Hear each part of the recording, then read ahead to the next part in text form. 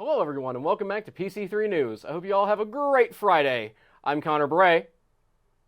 And I'm Jack Riley. PC3 News is brought to you by Blythe's Athletics. We've got quite the mix of stories to get into today, so let's get right into it. First, from news around the world. Over in Atlanta, a historic shoe store is closing its doors for good after over 100 years of business. Owner Mark Shamaria has owned the store for the last 40 years, taking it over from his family. Unfortunately, business has been on the decline for the past few years, so the shop closing down was inevitable. This Sunday will be the last day Benny's shoe store will be open to the public.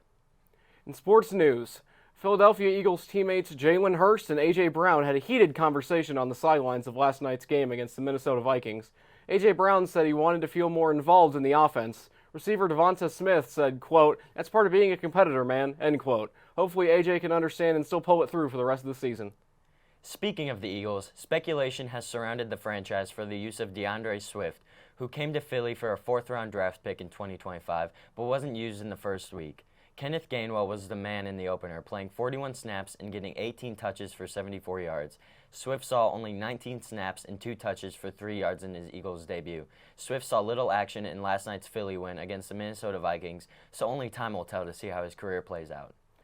Now for today's episode of Florida Man Follies. For today's segment, we'll be discussing a case that's far more recent than others we've covered. A 37-year-old man by the name of Melvin Elaine Centrone has set his girlfriend's Jaguar XE sedan alight in an arson attempt on April 29th of this year.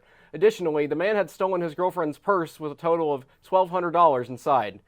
Now, this would seem like a normal story, however, there's a twist. You see, Centrone's girlfriend also turned out to be his cousin. He was apprehended on Wednesday by Hollywood, Florida police. I guess you could say that his cousin revelation was only adding fuel to the fire.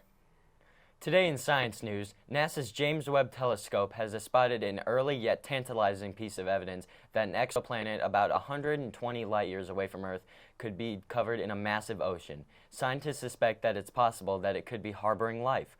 The planet in question, K2-18, orbits its host star, a cool dwarf in the Leo constellation, and it's being said that the planet is exactly in the system's habitable zone, almost just like Earth. This could be the future of space exploration. Stay tuned.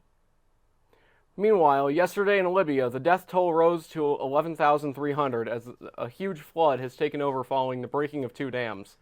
Over the past day, it has been reported that more than 10,000 people have gone missing. The death toll in Derna, as reported by the health officials, stood at 5,500, while approximately 170 human lives are lost due to the same storm that split the dams. In a lighter mood, incredible news from New Zealand as a 98-year-old motorcycle enthusiast, Leslie Harris, has been officially recognized by Guinness World Records as the world's oldest competitive motorcycle racer. Harris, a true racing enthusiast, recently participated in the Pokake 43rd Classic Motorcycle Festival in Auckland along with his son Rod and granddaughter Olivia. Despite his age, Harris finished an impressive 4th in this year's race, with Rod coming in 8th and Olivia in 21st place. I hope you enjoyed today's stories, and hopefully you're able to learn something from it. Signing off from PC3 Media, I'm Connor Bray. And I'm Jack Riley. Have a great Friday.